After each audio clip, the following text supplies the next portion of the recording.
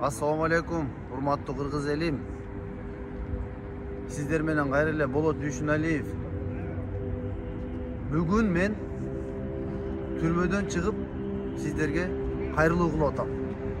Көбү ойлоп атат. Шаардык кеңештеги жанагы талапкер Болот Дүйшүналиев сынып калды деп. Андай эмес. Биз Манас атан урпактары, чыныгы кыргыздын уулдары сынбайбыз биз. Коррупционерлерге каршы айгышкыс күрөштү жарыялаганбыз. Жана күрөшүбүздү биз аягына чыгарабыз. Урматтуу эл журт, урматтуу менин жердештерим, 2021 жылы дал ушул аянттан жонума кыргыздын туусун, желегин сайып алып, коомду өзгөртөм деп жогорку кеңешке шайлоого аттангам. Ошол боюнча мен принциптеримди өзгөрткөн жокмун. Коомду бүлүк салык эмес, таза жаштар чыксын деп, эч кимге кошулбастан, сатылбастан күрөштөрдү жүргүзгөм.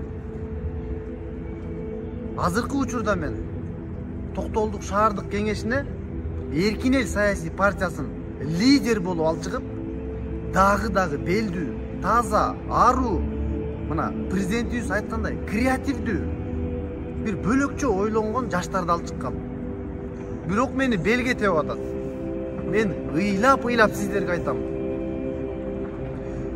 278 берене бул массалык башаламандыкты козутуп, мен ушу өзүмдүн коомума салым кошом деген коомума зыян келтирет деп мага кине тагылып атат.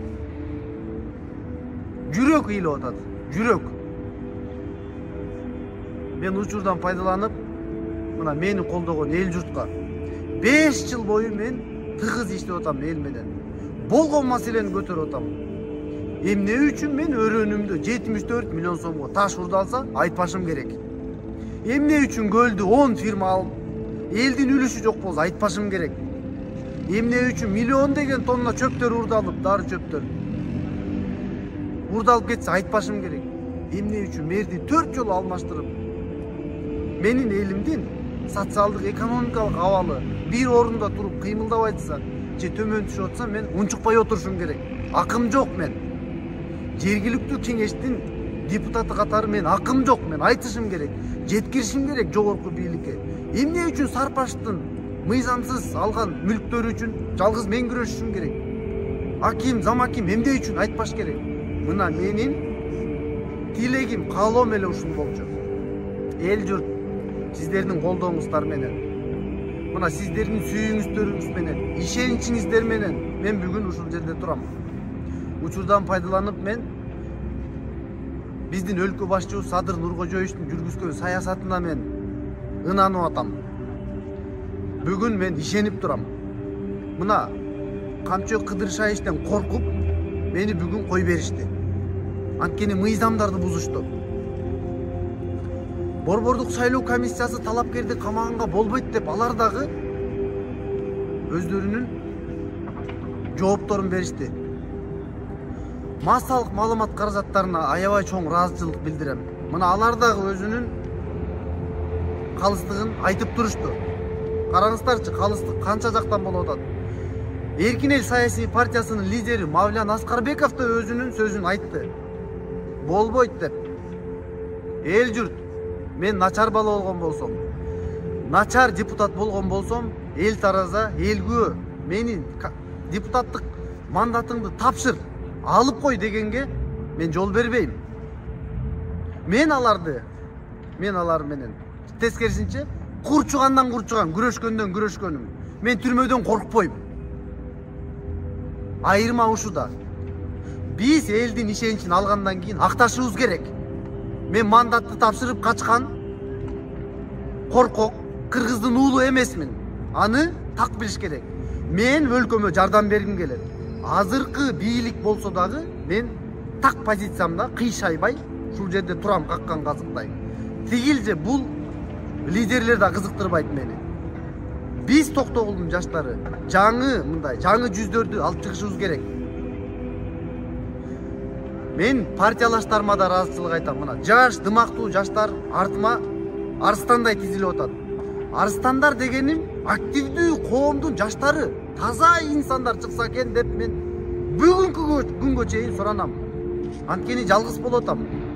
Эл журт, азыр дагы мен жардам бербесеңиздер, бул иш аягына чыга элек. Мени мүлжүп жок кылабыз деп, азыркы бийликти жүргүзүп аткан саясатына акарат келтирип, ушул бийликти кулатайын деп шантаж кылган ылдыйкы топ бар.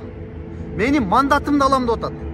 Менин мандатымды мажбурлап тапшыртайын деп атат. Мени сындырып жогорку кеңешке чыгарбай 2026 жылы Тайраңда өстөрүп барган турат. Биз ага жол бербешибиз керек. Биз таза саясатты жүргүзүп, биз Кыргыздын, элдин, өлкөнүн өнүгүшүнө салым кошушубуз керек.